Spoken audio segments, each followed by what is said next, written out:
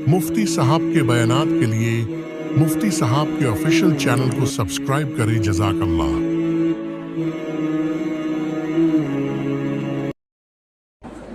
बिस्मिल्लाह नहमदुहु व नुसल्ली व नुसल्लिमु अला रसूलिहिल करीम, अम्मा बाद, अऊज़ु बिल्लाहि मिनश शैतानिर रजीम, बिस्मिल्लाहिर रहमानिर रहीम।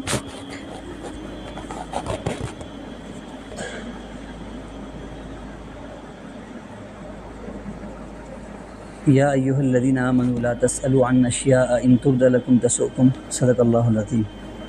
व क़ाल अल्लाहु सुब्हानहु व तआला फ़स्अलू अहल ज़िक्रि इन कुंतुम ला तअलमून, सदक़ल्लाहुल अज़ीम।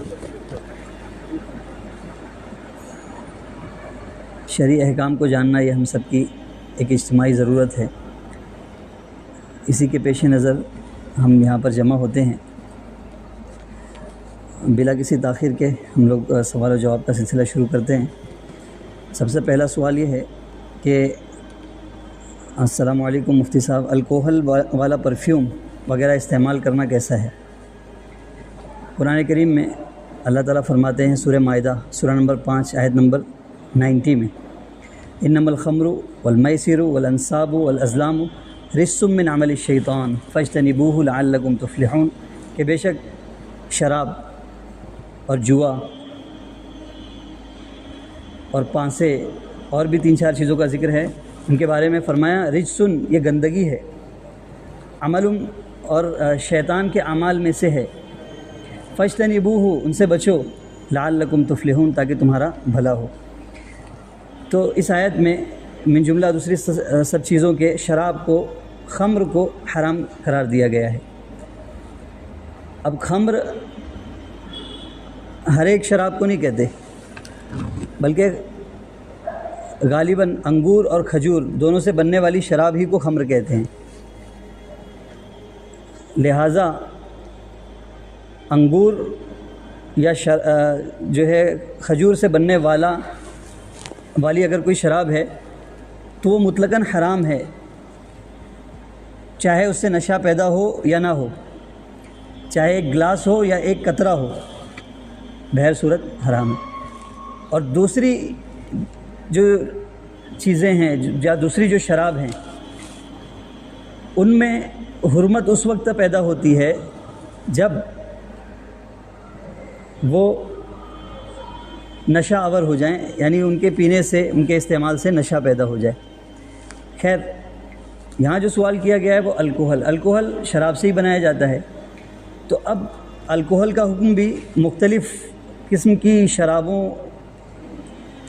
के एतबार से मुख्तलिफ हो जाएगा। अगर अल्कोहल ऐसी शराब से बनाया गया है जो खजूर या अंगूर से बनाई गई है, तो ऐसे अल्कोहल को इस्तेमाल करना हराम और नाजायज़ है। लिहाजा ऐसे अल्कोहल अगर किसी चीज़ में मिले हुए हों तो उनका इस्तेमाल भी दुरुस्त नहीं होगा। लेकिन अगर ये अल्कोहल ऐसी शराब से बनाए गए हों जो उनके अलावा चीज़ों से बने हों, और बनती हैं शराबें, अल्कोहल और भी दूसरी चीज़ों से और शराबें बनती है, आलू से, शहद से, गन्ने से वगैरह वगैरह बहुत सारी चीज़ों से शराबें बनती हैं।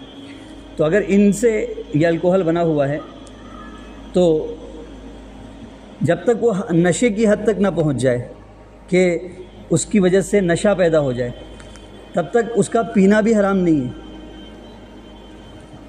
तो अब उससे जो चीज़ बन रही है, यानी परफ्यूम वगैरह जो जिसके बारे में सवाल किया गया है, जाहिर सी बात है कि उस परफ्यूम के लगाने से कोई नशा पैदा होगा? नहीं पैदा होगा। तो उससे बनाई जाने वाली शराब और उस शराब से बनाया जाने वाला अल्कोहल, उसके इस्तेमाल में कोई हरज नहीं है। अगर वो कपड़े पर लगे हुए हैं तो उसके साथ नमाज़ पढ़ना दुरुस्त है। और एक टाइप का अल्कोहल मार्केट में अभी आया है, केमिकल से जो बनाया जाता है, और ख़ास तौर पर उसको बनाया इसलिए जाता है ताकि ऐसी चीज़ों में जो इत्र, परफ्यूम वगैरह हैं, दवाएं हैं, उसमें इस्तेमाल किया जाए। तो अगर दूसरी 2 कैटेगरी से ताल्लुक़ रखता है अल्कोहल, तो उसके इस्तेमाल की गुंजाइश है, और अगर पहली कैटेगरी से ताल्लुक़ रखता है तो इस्तेमाल की गुंजाइश नहीं है। लिहाजा जो परफ्यूम हम लोग इस्तेमाल करते हैं, अगर اس کے بارے میں یقین کے ساتھ آپ کو پتہ نہیں ہے کہ اس میں ایتھائل ایتھینول والا الکوہل یعنی جو شراب جو اس سے بنتا ہے انگور یا کھجور سے وہ شامل نہیں ہے، تب تک آپ اس کو استعمال کر سکتے ہیں۔ لیکن اگر آپ کو شک پیدا ہو رہا ہے تو پھر احتیاط بہتر ہے۔ لیکن یہ بات تو متفق ہے کہ یہ جو نارمل روزمرہ کے استعمال کی چیزیں ہوتی ہیں ان میں جو الکوہل استعمال ہوتا ہے وہ پہلی قسم کا نہیں بلکہ دوسری یا تیسری قسم کا ہی ہوتا ہے، تو اس کے استعمال کی گنجائش ہے، اور اگر کوئی اس کی تجارت کرتا ہے تو اس کی تجارت کی بھی گنجائش ہوگی۔ ھذا واللہ تعالی اعلم بالصواب۔ نماز میں دوسرا سوال ہے، نماز میں معمولی بات چیت کرنا کیسا ہے؟ قرآن کریم میں اللہ تعالیٰ فرماتے ہیں سورہ بقرہ سورہ نمبر 238 میں، قوموا للہ قانتین، یعنی اللہ تعالیٰ کے سامنے کھڑے رہو ڈرتے ہوئے۔ اس آیت کی تفسیر کے سلسلے میں ایک حدیث وارد ہوئی ہے مسلم شریف میں 539 نمبر کی، اس میں زید بن ارقم رضی اللہ عنہ فرماتے ہیں کہ پہلے نماز میں بات چیت ہو جایا کرتی تھی لیکن اس کے بعد ہم کو منع کر دیا گیا۔ تو اس حدیث سے اور قرآن کی اس آیت سے یہ حکم واضح ہوتا ہے کہ نماز میں تھوڑی بھی بات یہ مفسد ہے، لہٰذا اگر کسی نے تھوڑا بھی کلام نماز میں کر لیا تو نماز فاسد ہو جائے گی، نماز باقی نہیں رہے گی۔ ایک سوال ہے، اسلام میں حلالہ کیوں ہے؟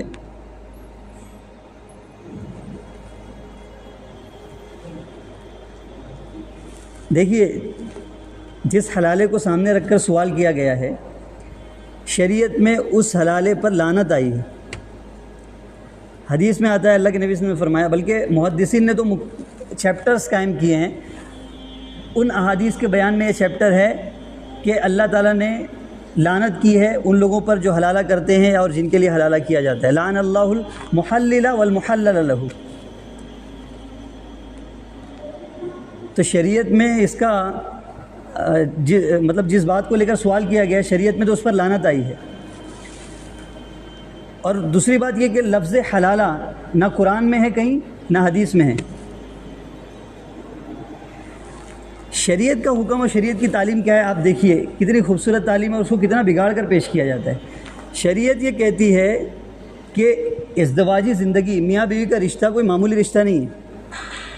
ایمرجنسی ایگزٹ کے طور پر اللہ تعالیٰ نے طلاق کا حکم دیا ہے کہ اگر ناچاکی ہو، آپس میں مزاج نہیں ملتے ہوں تو ایک ایسا ایگزٹ رہے کہ جہاں سے آدمی نکل سکتا ہے۔ دوسرے دھرموں کے برخلاف کرسچینٹی میں آج بھی پورے بائبل میں کوئی ایک بھی ایسی ورز نہیں پائی جاتی ہے جس میں طلاق کی اجازت دی گئی ہو۔ ہندوازم میں ہندو ایکٹ 1954 میں پاس ہوا، اس سے پہلے ہندو سماج میں جو ہوتا تھا اور آج بھی ہندوؤں کی جو مقدس کتابیں ہیں اس میں شادی مطلب جنموں 7 جنموں کا ساتھ، اس لیے وہ جو شوہر مر جاتا تھا پکچروں میں آپ نے دیکھا ہوگا تو شوہر کی لاش پر بیوی کو بھی جو ہے جلا دیا جاتا تھا۔ تو یہ اسلام ستی کی رسم جس کو کہتے ہیں، یہ اسلام نے جب یہ آیت قرآن کریم میں نازل ہوئی تو 14 سال پہلے ہی نازل ہوئی تھی، اور تبھی یہ بات آئی تھی کہ یہ جو نکاح کا رشتہ ہے یہ کانٹریکٹ ہے دونوں طرف سے، اور اس کانٹریکٹ کو ختم بھی کیا جا سکتا ہے۔ عورتوں کے لیے بھی کچھ اختیارات ہیں لیکن سب سے پاورفل اختیار وہ طلاق کا اختیار ہے جو مرد کو دیا گیا ہے۔ لیکن یہ بہت اندیشہ تھا کہ مرد اس کو کھیل تماشا بنا لیتا، جیسے کھلونے سے کھیلتا ہے آدمی ویسی طلاق سے کھیلنے لگتا، اور یہ فرضی بات نہیں ہے، ایسا ہو رہا تھا زمانے جاہلیت میں، یعنی حضور جس زمانے میں آئے اور جب آپ کو نبوت ملی اس سے پہلے یہ ہو رہا تھا کہ لوگ اپنی بیوی کو طلاق دیتے پھر دوبارہ اس کے ساتھ رہنے لگتے، پھر طلاق دیتے پھر رہنے لگتے، چلو 2 ہو گئی، 3 ہو گئی، 4 ہو گئی، 5 ہو گئی، 100 طلاق دیتے تھے پھر ساتھ میں رکھتے تھے۔ تو عورت کیا ہو رہی ہے؟ ظلم کی چکی میں پس رہی ہے، مرد کے تشدد کا نشانہ بن رہی ہے۔ تو اسلام نے ایک تو اس ایکسٹریم کو بھی اختیار نہیں کیا کہ بالکل طلاق کے دروازے کو ہی بند کر دے اور رشتہ ختم ہی نہ ہو سکے، اور ایسا بھی نہیں کہ بھائی اتنی آزادی دے دی جائے کہ آدمی کچھ بھی کرے، اس کو کھیل سمجھ کر اس کا استعمال کرتے رہے۔ اس کے بیچ میں شریعت نے یہ تعلیم دی کہ دیکھیے طلاق صرف 3 طلاق کی اجازت ہے تم کو۔ 3 طلاق تم نے ایک مرتبہ بیوی کو دے دی تو وہ کھیل اور تماشا نہیں ہے، وہ بھی کسی باپ کی بیٹی ہے کسی کے دل کا سکون ہے، کسی ماں کی آنکھوں کی ٹھنڈک ہے. لہٰذا اگر تم نے 3 طلاق دے دی تو اس کے بعد تم اس کے ساتھ زندگی نہیں گزار سکتے. اب وہ کہیں اور نکاح کر کر اپنی زندگی بسر کرے گی. اب ہمارے یہاں مشکل کیا ہو گئی ہے کہ دوسرا نکاح اس کو عیب سمجھا جاتا ہے. لیکن آج بھی عرب معاشرے میں آپ چلے جائیے، اور پہلے زمانے میں تو بہت زیادہ اس کا کریز تھا کہ کوئی عورت بیوہ ہوئی یا طلاق ہوا پتہ چلتا تھا تو 6 آفر ایک ساتھ، 8 آفر 10 آفر آ جاتے تھے نکاح کے. اب ہم نے ہی عملی طور پر اس حکم کو اختیار نہیں کیا، تو ہمارے معاشرے میں ایسی صورتحال بن گئی ہے کہ دوسرے نکاح کے لیے کوئی رشتہ ملتا ہی نہیں ہے. اصل میں غیروں کے جو اثر ہمارے وہاں اس کے ساتھ چانسز نہیں ہوتا. جی ہاں بالکل. تو اب آپ سمجھ گئے نا. تو اسلام کا حکم یہ تھا کہ دوسری شادی اس کو کرنا پڑے گا. اب لوگوں نے کیا کیا؟ اچھا اس میں کیا تھا؟ ایک تو طلاق میں سنجیدگی پیدا ہوگی، پھر رشتے بچیں گے، پھر رشتے کو مضبوطی اور بقا حاصل ہوگی، پھر جلد بازی اور جذباتی فیصلوں کی روک تھام ہوگی. آدمی سوچ سمجھ کر یہ فیصلہ لے گا. یہ ساری چیزیں تھیں. لیکن اب لوگوں نے کیا کیا؟ اس دوسرے نکاح کو حلالے کے طور پر اسلامی تعلیم بتا کر انٹروڈیوس کیا کہ حلالے کا مطلب یہ ہے کہ کسی دوسرے آدمی کے پاس وہ عورت جائے، اس کے ساتھ جو ہے ایک رات گزارے، اس کے بعد وہ پہلے مرد کے لیے حلال ہوگی. اس کام کو اگر پلاننگ کے ساتھ کر رہے ہیں تو میں نے شروع میں آپ کے سامنے بتلا دیا کہ یہ تو اس پر تو لعنت ہوئی ہے. اب سوال یہ ہے کہ جب اس فعل پر لعنت ہوئی ہے اور ہمارے معاشرے میں ایسا ہو بھی رہا ہے کہ لوگ باقاعدہ ایسا کر رہے ہیں، تو اس کی روک تھام مطلب کیسے کی جائے؟ اس کو بینڈ ہی کر دینا چاہیے کہ بھائی کوئی آدمی اگر نکاح کرتا ہے اور صرف اس پرپس سے کرتا ہے کہ ایک رات گزارے گا اور پھر طلاق دے دے گا، تو اس کو بینڈ کر دینا چاہیے. یہ ہونا ہی نہیں چاہیے. اس پہلے شوہر کے لیے اس صورت میں عورت حلال ہی نہیں ہونا چاہیے. تو بھائی ہم ایسا نہیں کر سکتے. کیوں؟ دیکھو قانون سازی جو ہوتی ہے اس میں ہر ایک کے جذبات، احساسات، ان ساری چیزوں کو دخل نہیں ہوتا. جیسے مثال کے طور پر سگنل توڑنا، سگنل آپ توڑیں گے تو چالان پھٹے گا. غصے میں توڑیں گے تو بھی پھٹے گا، بھول کر توڑیں گے تو بھی پھٹے گا. اسی طرح جرائم ہیں، آپ چوری کرتے ہیں تو آپ پر مقدمہ چلے گا. اسی طرح دوسرے جو کرائم ہیں آپ کرتے ہیں تو چاہے آپ جس حالت میں کریں، جیسی پوزیشن میں کریں، آپ پر مقدمہ چلے گا. اب قانون سازی اس طرح نہیں ہوگی کہ جو آدمی جذباتی ہو کر یہ کام کرے گا یا غصے کی کیفیت کے ساتھ کرے گا اس پر یہ حکم نافذ ہوگا. ٹریگر دباؤ گے تو گولی نکلے گی. اب چاہے وہ صحیح جگہ لگے یا غلط جگہ لگے لیکن نکلے گی تو ضرور. تو اسی طرح اس عمل سے وہ کام تو ہو جائے گا، یعنی پہلے شوہر کے لیے وہ حلال تو ہو گئی، لیکن یہ جو سبب اور ذریعہ اس کو پلاننگ کے ساتھ بنا کر اگر کوئی کر رہا ہے تو شریعت میں اس کی کوئی اجازت نہیں ہے. تو دوسرے لفظوں میں ہم یہ کہیں گے کہ یہ جو حلالہ جو لفظ بولا جاتا ہے یہ اصل میں حلالہ نہیں بلکہ یہ ایک الٹیمیٹم ہے شوہروں کو. اور یہ بتلایا جا رہا ہے کہ اگر تم نے اپنی بیویوں کی قدر نہیں کی اور ان کو مذاق میں یا ان کو جو ہے سنجیدہ نہ لیتے ہوئے آپ نے 3 طلاق دے دی تو پھر تمہارے ہاتھ سے وہ نکل جائے گی. اس حکم کو یہاں تبدیل کر اس ایکسٹریم پر ہم پہنچے ہیں. اس لیے یہ اللہ کی طرف سے ایک نعمت تھی اور نعمت ہے، ہم کو اس کی قدر کرنا چاہیے. وصیت کیسے کریں؟ ایک سوال ہے. وصیت کس کو کہتے ہیں؟ جب کوئی آدمی مرض الوفات میں پہنچ جائے، یعنی اس کی موت قریب ہو، اور پھر وہ یہ کہے کہ میرا فلانا مال، اتنا مال، اتنے کو اس کو دے دینا، تو اس کو کہتے ہیں وصیت کرنا. وصیت کرنا کیسا ہے؟ وصیت کرنا چاہیے. بسا اوقات ایسا ہوتا ہے کہ آدمی کے ذمے بہت سے حقوق واجبہ ہوتے ہیں. جیسے بسا اوقات بہت سی نمازیں اس کے ذمے میں واجب الادا ہوتی ہیں.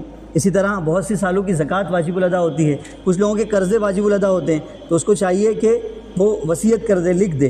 اس لیے حدیث میں آیا ہے کہ جو آدمی مسلمان نہیں جس کے پاس اس کی وصیت لکھی ہوئی موجود نہ ہو. اس طرح کے الفاظ حدیث میں آئے ہیں، کیونکہ موت کا کوئی بھروسہ نہیں، کبھی بھی آدمی مر سکتا ہے، تو وصیت لکھ کر رکھنا چاہیے. لیکن اب اس کے کچھ رولز ہیں. سب سے پہلے تو یہ سمجھیے کہ بہت سارے لوگ یہ کرتے ہیں کہ اپنے موت زندگی میں تو خرچ کرنے کی توفیق نہیں ملی، جب ان کی وفات کا وقت قریب آتا ہے تو وہ وصیت کرنا شروع کرتے ہیں کہ اتنا ان کو دے دو، اتنا ان کو دے دو، اور اپنا مال زیادہ سے زیادہ خرچ کرنے کی کوشش کرتے ہیں. تو بہت زیادہ خرچ کرنا اسلام اس کو پسند نہیں کرتا، بلکہ اسلام اس کو پسند کرتا ہے کہ آپ اپنے پیچھے رہنے والوں کے لیے ایک اچھا مال چھوڑ کر جائیں. یہ زیادہ بہتر ہے کہ آپ ان کو دوسروں کے دروں پر بھیک مانگتا ہوا چھوڑ کر جائیں. روایت ہے حضرت سعد بن ابی وقاص کی، ان کی وفات کا وقت قریب آیا تو انہوں نے حضور کی سے یہ پیغام پہنچایا، وہ خود پہنچے اور یوں عرض کیا کہ یا رسول اللہ، میری وفات مجھے ایسا لگ رہا ہے کہ قریب ہے، میں مر جاؤں گا، تو کیا میں اپنے پورے مال کی وصیت کر سکتا ہوں، اس کو اللہ کے راہ میں خرچ کر سکتا ہوں؟ میری ایک ہی بیٹی ہے. تو حضور نے فرمایا نہیں. انہوں نے کہا حضور 2 ثلث مال؟ تو حضور نے فرمایا نہیں. کہا حضور آدھا مال خرچ کر دوں؟ حضور نے فرمایا نہیں. انہوں نے فرمایا 1 ثلث، 1/3، 1/3. تو حضور نے فرمایا ٹھیک ہے 1/3 کر لو، لیکن یہ بھی بہت زیادہ ہے.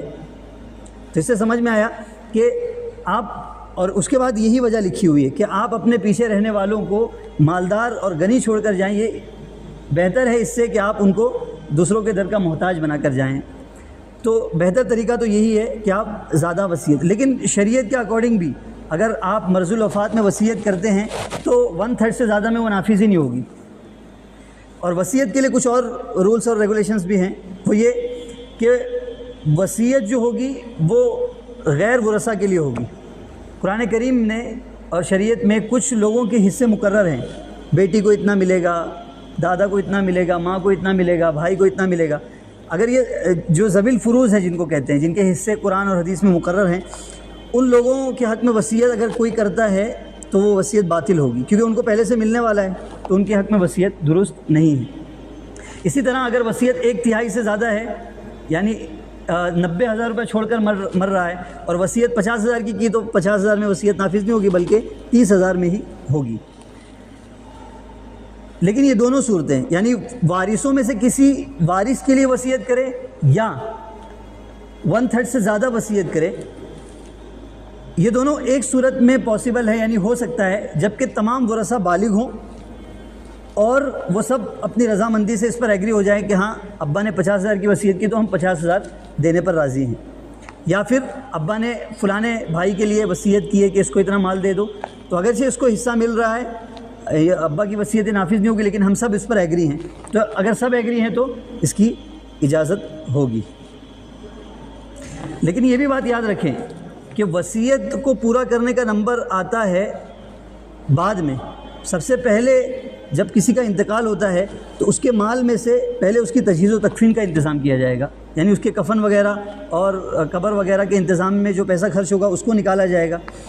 اور اس کے بعد دوسرے نمبر پر اس کے مقروضین، جن کا وہ مقروض تھا، یعنی جن سے قرضہ اس نے لے رکھا تھا، پہلے اس کے قرضے کو ادا کیا جائے گا.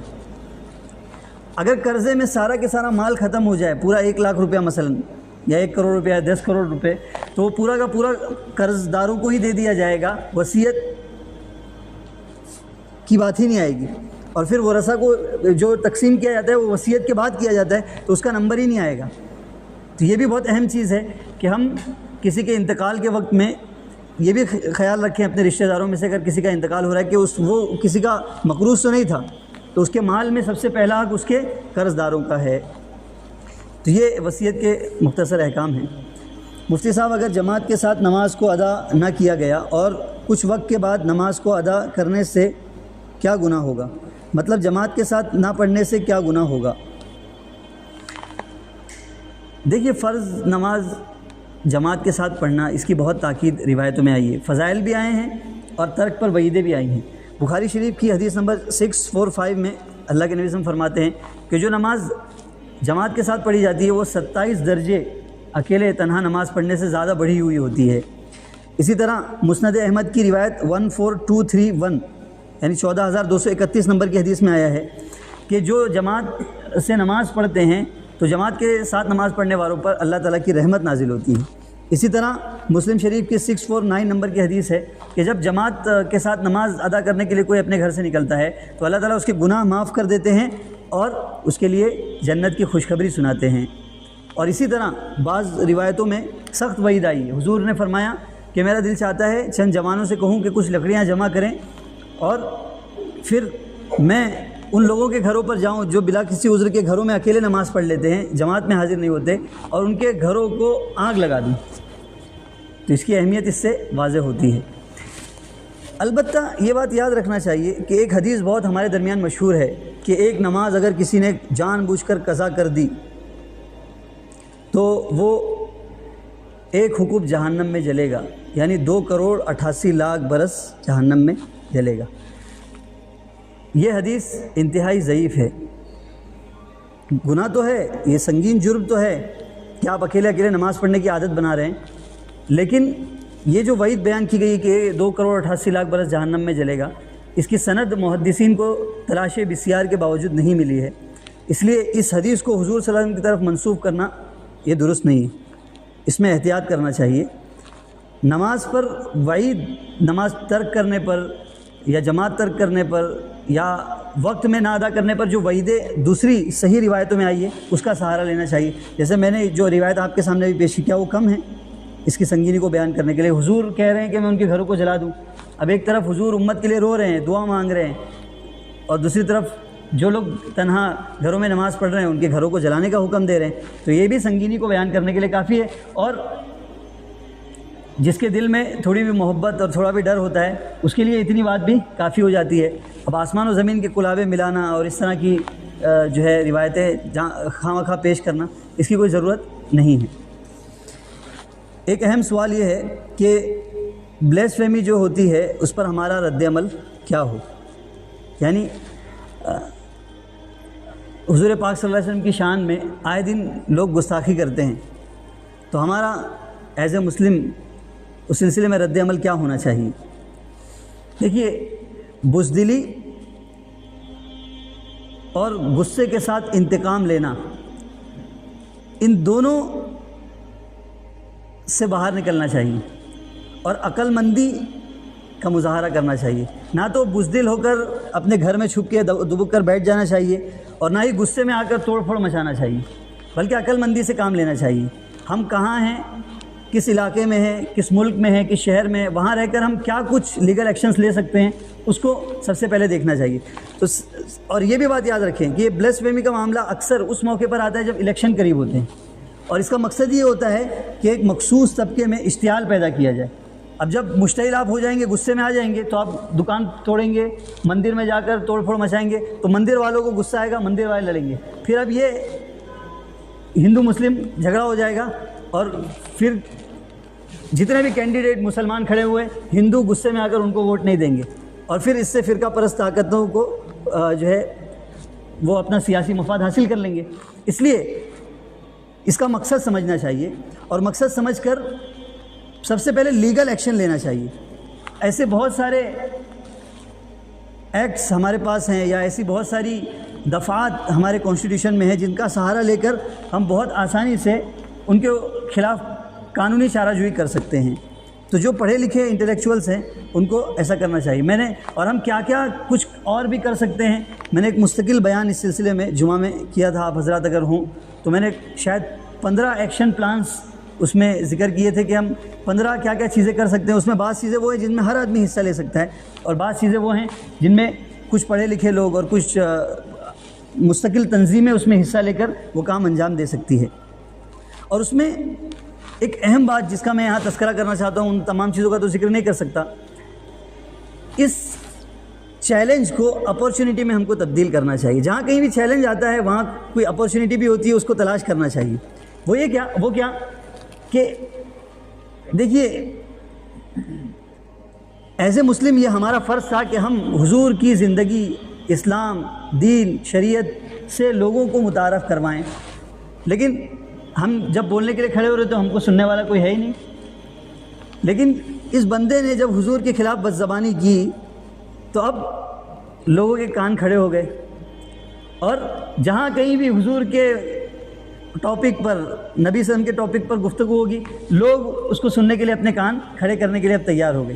تو یہ جو چیلنج ہمارے سامنے آیا تھا اس میں اپورچونیٹی ہم کو یہ مل گئی کہ ہم اب حضور کی سیرت کو لوگوں کے سامنے بہت آسانی کے ساتھ پیش کر سکتے ہیں، اور حضور کی تعلیمات ایسی ہیں اور حضور کی زندگی ایسی ہے اور اس کے بارے میں ایسے مواد موجود ہیں کہ انشاءاللہ اگر ہم نے اس اپورچونیٹی کا صحیح استعمال کر لیا اور تو انشاءاللہ ایک بڑی جماعت کو ہم کنونس کر سکتے ہیں۔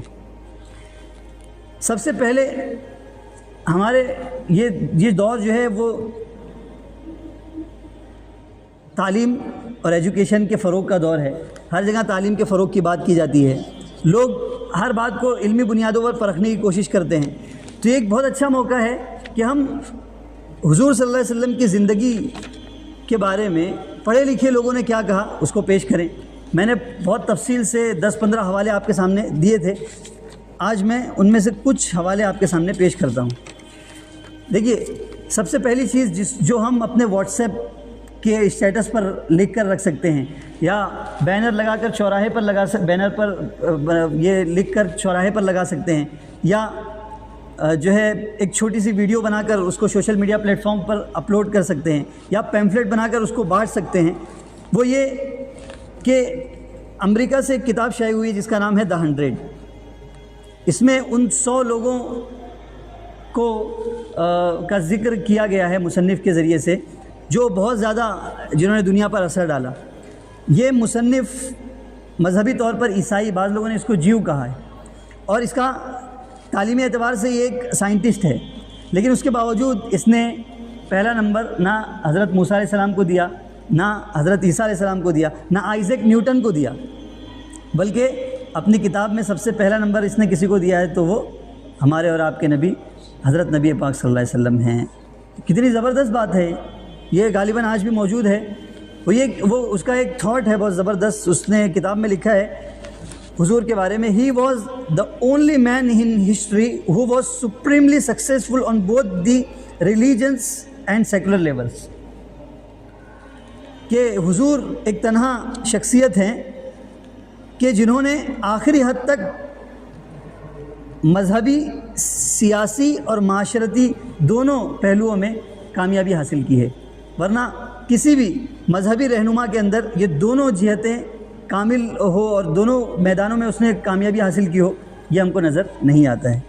اسی طرح ڈاکٹر لائٹز ہیں، انہوں نے لکھا ہے کہ حقیقت یہ ہے کہ محمد کی شخصیت میں ایک ایسی کشش اور جاذبیت ہے جو کسی بھی زمانے میں کم نہیں ہوگی، بلکہ اس کشش اور جاذبیت میں آنے والے انسانوں کے لیے ترقی ہوتی ہی چلی جائے گی۔ اسی طرح لاو مارٹن ہیں جو ہسٹری آف ڈیلائٹر میں وہ لکھتے ہیں کہ اگرچہ نصب العین کی اہمیت، وسائل کی کمی اور اس کے باوجود چونکانے والے نتائج انسانی استعداد کو پرکھنے کے پیمانے ہیں، تو موجودہ زمانے کی تاریخ میں کسی بھی بڑے شخص کا موازنہ حضرت محمد صلی اللہ علیہ وسلم سے کرنے کی کون جرأت کر سکتا ہے؟ جہاں تک ان سب معاملات کا تعلق ہے جن سے انسان کی عظمت و بڑائی کو ناپا جا سکے، تو ہم پوچھ سکتے ہیں کیا دنیا میں کوئی شخص حضرت محمد سے بھی بڑا ہوا ہے؟ اسی طرح ایک اسٹینلے اسٹڈی ان ماسک نامی کتاب میں ایک اسٹینلے لین پال ہیں، انہوں نے ان کا اسٹیٹمنٹ ذکر کیا گیا ہے کہ محمد سر سے پیر تک رحمت اور انسانیت کے لیے نمونہ تھے۔ جنگی قیدیوں کے ساتھ ان کا سلوک دیکھیے، کیا اپنے دشمن کے ساتھ بھی کوئی ایسا سلوک کرتا ہے؟ غلام انسان اور اپنے ساتھیوں کے ساتھ محمد کی نرمی، بچوں کے لیے آپ کی محبت، مکہ میں فاتح کی حیثیت سے داخلہ، اور ایسے بے شمار واقعات ہیں جو یہ گواہی دیتے ہیں کہ ظلم و زیادتی محمد کی زندگی میں سرے ہی سے نہیں تھی۔ پھر گاندھی جی نے کیا کچھ کہا ہے، پھر نہ جانے کتنے کتابچے اس پر لکھے گئے ہیں، اور تاریخ میں ایسے بے شمار واقعات ہیں۔ عورتوں پر آج ظلم اور اتیاچار کیا جاتا ہے۔ حاتم طائی کی بیٹی ایک مرتبہ حضور کے دربار میں لائی گئی تو اس کے سر پر دوپٹہ نہیں تھا، وہ پکڑ کر لائی گئی تھی، تو وہ شرم سے اپنا سر جھکا رہی تھی، تو حضور نے اپنی کملی اتاری اور اپنے صحابہ سے فرمایا کہ جاؤ اس بیٹی کے سر پر ڈال دو۔ صحابہ نے کہا یا رسول اللہ، آپ کی کملی، اتنی مقدس اور پاکیزہ کملی، اور یہ کافر کی بیٹی کے سر پر جائے گی؟ حضور نے فرمایا نہیں، وہ بیٹی ہے، اور بیٹی کسی کی بھی ہو، اپنی اور پرائی کی، وہ بیٹی ہوتی ہے۔ طائف میں لوگوں نے پتھر مار مار کر حضور کو لہو لہان کر دیا، آپ کے جوتے بھر گئے تھے خون کے بہنے کی وجہ سے۔ آسمان سے مدد آئی، ہلچل مچ گئی اوپر، یہ کیا ہو رہا ہے؟ مقصود کائنات جس کے صدقے میں کائنات بنائی گئی، آج اس کو ستایا جا رہا ہے۔ تو اجازت مانگی فرشتوں نے کہ اللہ ہمیں اجازت دیجیے، ہم جانا چاہتے ہیں۔ تو پہاڑ پر جو فرشتہ مقرر تھا وہ آیا، اس نے کہا یا رسول اللہ، ان لوگوں نے جو بدتمیزی آپ کے ساتھ کی ہے اللہ نے اور سارے فرشتوں نے دیکھی ہے، آپ اجازت دیجیے، ان کو ابھی خیمہ بناتے ہیں ہم دو پہاڑوں کے بیچ میں۔ تو حضور نے کیا فرمایا؟ حضور نے فرمایا اللہم اشکو الیک ضعف قوتی، اللہ میں ہی تیرا پیغام اچھے سے ان تک نہیں پہنچا پایا، میں تھوڑی اچھی پلاننگ کر لیتا تو یہ لوگ مان لیتے، میرے پیغام پہنچانے میں ہی کمی تھی۔ اور پھر عذاب کا مطالبہ کرنے والے فرشتوں سے کیا فرمایا؟ اللہم اغفر لقومی فانہم لا یعلمون، اللہ ان کو معاف کر دیجئے، اللہ ان کو معاف، کیوں؟ اس لیے کہ مجھے نہیں جانتے ہیں، اس لیے انہوں نے مجھے مارا ہے، کہ جب آگے چل کر مجھے جانیں گے تو ان کو پتہ چلے گا کہ ہمیں نہیں مارنا چاہیے تھا، اللہ معاف کر دیجئے۔ حضرت حمزہ رضی اللہ عنہ آپ کے چہیتے چچا، اسلام پر حضرت حمزہ کا بہت بڑا احسان ہے، آپ نے ایسے وقت میں اسلام قبول کیا جب اسلام کو ایسے بہادر اور جانثار لوگوں کی ضرورت تھی۔ جنگ احد کے موقع پر وحشی نام کے شخص نے حضرت حمزہ رضی اللہ عنہ کے قتل کے بعد آپ کا مسئلہ کیا، کان، آنکھ، ناک، منہ، کلیجہ سب پھاڑ کر الگ الگ کیا، اور اتنی بری طریقے سے آپ کو شہید کیا گیا کہ حضور جب حضرت حمزہ کی نعش پر پہنچے تو بچے کی طرح پھوٹ پھوٹ کر حضور روئیں، میرے چچا، میرے چچا۔ صحابہ پریشان تھے کہ کیا ہو گیا حضور کو، کیوں اتنا رو رہے ہیں؟ لیکن حضور کو اتنا صدمہ پہنچا تھا، اور اسی موقع پر حضور نے جذبات میں یہ بات فرمائی تھی کہ میرے چچا کے بدلے کفار کے 70 کو قتل کروں گا میں۔ حضور کبھی ایسا نہیں کہتے تھے، لیکن اس مرتبہ ایسا کہا تھا۔ کچھ زمانے کے بعد وہی وحشی جس نے میرے نبی کے دل کو اتنی تکلیف پہنچائی تھی، حضور کے دربار میں آیا اور اس نے کہا کہ میں کلمہ پڑھ کر آپ کی غلامی اختیار کرنا چاہتا ہوں۔ میرے نبی نے کہا میرا دروازہ تیرے لیے کھلا ہے وحشی، آ جا، میں نے اپنے چچا کے قتل کو معاف کیا، کوئی ہے؟ حضرت زینب، آگے چلیے، حضرت زینب جب ہجرت کر جا رہی تھی تو حبار نام کے شخص نے تیر چلایا جس سے حضرت زینب گر گئی، آپ کا حمل ضائع ہو گیا، اور اسی حملے کی وجہ سے آپ کی بیٹی حضرت زینب شہید ہو گئی، وفات پا گئی۔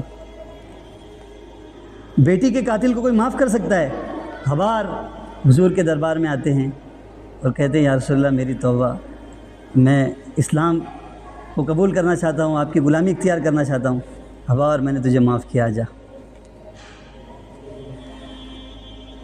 ابو جہل جو اسلام کا سخت ترین دشمن تھا، ان کا بیٹا اکریمہ، وہ بھی بہت اسلام اور مسلمانوں کو اس نے بھی بہت تکلیف پہنچائی تھی۔ جب حضور فاتحانہ مکہ میں داخل ہوئے تو اکریمہ بھاگے کہ میں یہاں سے چلا جاؤں ورنہ میری تو آج تکہ بوٹی ہو جائے گی، مجھے بہت مارا جائے گا۔ اکریمہ کی غالباً بیوی حضور کے پاس آئی اور حضور سے درخواست کی کہ اکریمہ بہت ڈرا ہوا ہے، میں معافی چاہتی ہوں، اور اکریمہ کے امان کی درخواست لے کر آئی ہوں، آپ اس کو پناہ دے دیجئے اور اس کے قتل کے فیصلے کو منسوخ کر کر اس کو پروٹیکشن دے دیجئے۔ حضور نے فرمایا جاؤ اکریمہ سے کہو کہ میں نے اس کو امان دی۔ کہا وہ کیسے مانے گا یا رسول اللہ کہ آپ نے اس کو امان دی؟ تو حضور نے اپنی پگڑی اتاری اور کہا جاؤ اکریمہ کو دے دینا۔ ان کی بیوی غالباً وہ گئیں اور اکریمہ سے کہا کہ حضور نے معاف کیا۔ وہ واپس آئے اور پھر انہوں نے حضور کے قدموں میں گر کر اسلام قبول کیا۔ یہ وہی مکہ کی سرزمین ہے جہاں آپ نماز پڑھ رہے تھے تو اونٹ کی اوجھڑی لا کر آپ پر رکھی گئی تھی۔ یہی وہ مکہ کی سرزمین ہے جس میں ظالموں نے آپ کے راستے میں کانٹے بچھائے تھے۔ یہی وہ مکہ کی سرزمین ہے جس میں بلال کو ستایا گیا تھا، عمار کو ستایا گیا تھا، اور جو ہے سمیہ رضی اللہ عنہا کو شہید کیا گیا تھا۔ اور مسلمانوں پر اس مکہ کی سرزمین، یہی وہ مکہ کی سرزمین جس کو تنگ کیا گیا تھا، یہاں کے ایک ایک رہنے والے وہ اس بات کے مستحق تھے کہ ان کو بخشا نہ جائے، ان کو عبرتناک سزا دی جائے. لیکن جب آپ مکہ میں داخل ہوئے تو آپ نے فرمایا لا تثریب علیکم اليوم، اے مکہ والو آج عام معافی کا اعلان ہے، تم سب آزاد ہو.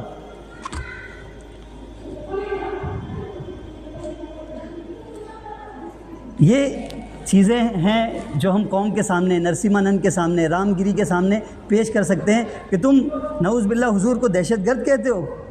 شرم آنی چاہیے تم کو. پیسے لے کر یہ سب کہتے ہو، فرقہ وارانہ فساد کرانے کے لیے کہتے ہو. ایسی شخصیت کو کون دہشت گرد کہہ سکتا ہے؟ اگر یہ دہشت گرد ہے تو پھر ہم کو بتائیے کہ امن کا پیغمبر، انصاف کا پیغمبر اور رحم دلی کا پیغمبر کون دوسرا ہو سکتا ہے، اس کی تعریف کیا ہو سکتی ہے، ہمیں بتائیے. لیکن ایک گلہ اس موقع پر میں مسلمان جماعت سے بھی کرنا چاہتا ہوں. ہم نے حضور کو صرف اپنے نعروں میں یاد رکھا. حضور کا نام محمد، کہاں پیدا ہوئے؟ مکہ میں. کہاں وفات ہوئی؟ مدینہ میں. بس باقی اپنی زندگی کے ہر پہلو سے، ہر حصے سے، ہر جگہ سے ہم نے حضور کو عملاً دھکا دے کر نکالا ہے. ہم سب بھی گستاخ رسول ہیں. تو ادھر ادھر کی نہ بات کر، یہ بتا کہ قافلہ کیوں لٹا، کچھ رہزنوں سے گلا نہیں، تیری رہبری کا سوال ہے. مجھے ڈاکوؤں سے کوئی شکایت نہیں ہے کہ انہوں نے لشکر پر کیوں حملہ کیا، کیسے حملہ کیا. وہ تو تھے ہی ڈاکو، ان کا کام ہی تھا حملہ کرنا، مال لوٹنا. لیکن تیری رہبری کا سوال ہے. تجھے ہم نے رہبر بنایا تھا کہ تو قافلے کو ایسی سمت لے کر جاتا جہاں وہ لٹنے سے بچ جاتا، لیکن تو نے قافلے کی صحیح رہنمائی کیوں نہیں کی. تو حضور کی سیرت اپنی زندگی میں داخل کرنا یہ بھی ایک بہت بڑا پیغام ہے بلیسفیمی پر ہمارے رد عمل کے سلسلے میں. اور اسی کی سیریز ہم لوگ نے شروع کی ہے جمعہ میں. الحمدللہ 8 ایپیسوڈ ہو چکے ہیں. اس میں حضور کی سیرت کو ہی بیان کیا جا رہا ہے، ابتدا سے لے کر اب حضور کے نکاح تک، بلکہ نبوت تک کا مرحلہ آ گیا ہے کہ آپ کی عمر 40 سال کی ہو گئی ہے، وہاں تک کی سیرت بیان ہو چکی ہے. تو اس لیے ہم کو چاہیے کہ ہم حضور کی زندگی کو سنیں، سمجھیں، جانیں اور پھر اس کو اپنی زندگی میں داخل کریں.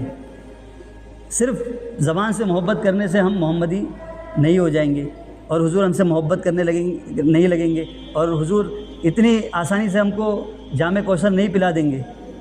صرف ہم نام لے کر جو ہے محبت کا حق ادا کرنا چاہتے ہیں، ایسا نہیں ہوتا. ایک مثال دے کر ہماری مجلس ختم ہوگی. ہمارا حال حضور کے ساتھ محبت کا، اس کے دعوے کا ایسا ہی ہے جیسا کہ ہم نے 3 دوست تھے، انہوں نے سفر کیا، شاید کسی موقع پر میں نے سنایا ہے. ہاں، ایک کا نام مثلاً عبد المجید تھا، دوسرے کا نام عبد الحمید تھا اور تیسرے کا نام اسلام تھا. تینوں گئے، تینوں واپس ہو رہے تھے. تو انہوں نے باری لگائی تھی کہ ہر اسٹیشن پر جب پانی ختم ہوگا تو پہلے یہ پانی لینے نکلے گا، پھر یہ پانی لینے، پھر یہ پانی لینے. ایک اسٹیشن آیا، وہ اتفاق سے وہاں مسلم آبادی زیادہ تھی، ایسا اسٹیشن تھا. تو وہاں اسلام بھائی جو تھے ان کی باری تھی پانی لینے کے لیے. تو وہ پانی لینے کے لیے اترے. اب بھیڑ زیادہ تھی تو پانی لیتے لیتے ٹرین نے ہارن ماری اور ٹرین چلنے لگی. اب یہ دونوں عبد المجید اور عبد الحمید دونوں دروازے پر کھڑے ہو گئے اور انہوں نے اسلام کو تلاش کرنا شروع کیا. اسلام کہاں چلا گیا؟ گاڑی شروع ہو گئی. تو انہوں نے جب دیکھا کہ اسلام نظر نہیں آ رہا ہے تو انہوں نے زور سے پکارا اسلام. تو چونکہ وہ مسلم اکثریت آبادی والا علاقہ تھا تو لوگوں نے سمجھا کہ یہ لوگ نعرہ لگا رہے ہیں. تو سب ٹرین کے قریب جمع ہو گئے. انہوں نے کہا زندہ آباد. اب یہ یہاں سے بولتے اسلام، وہ لوگ کہتے زندہ آباد، اور دھیرے دھیرے پورا مجمع بڑھتا چلا جاتا اور پورا اتنا کھچا کھچ بھر گیا کہ اسلام وہاں کھڑا تھا. وہ چاہ رہا تھا کہ میں آ جاؤں، لیکن وہ گاڑی میں نہیں بیٹھ سکا، گاڑی آگے چلے گئی. جب وہ اپنے منزل مقصود پر پہنچے تو وہاں پر جو ریسیو کرنے والے آئے تھے انہوں نے پوچھا کہ بھائی آپ لوگ 3 لوگ گئے تھے، اسلام کہاں رہ گیا؟ تو اس نے کیا جواب دیا؟ وہ جواب ہم سب کو اپنے دلوں پر نقش کرنا چاہیے. اس نے کہا کہ ہم نے اسلام کو نعروں میں کھو دیا. کیا کیا؟ ہم نے اسلام کو ناروں میں کھو دیا۔ اللہ تعالی ہم سب کو سچا عاشق رسول بنائے، حضور کی سنتوں پر عمل کرنے والا بنائے۔ انشاءاللہ رات میں بھی تفسیر کی مجلس ہوگی، آپ حضرات اس میں بھی تشریف رکھیں۔ سبحان اللہ و بحمدہ، سبحانک اللہم و بحمدک، نشہد ان لا الہ الا انت۔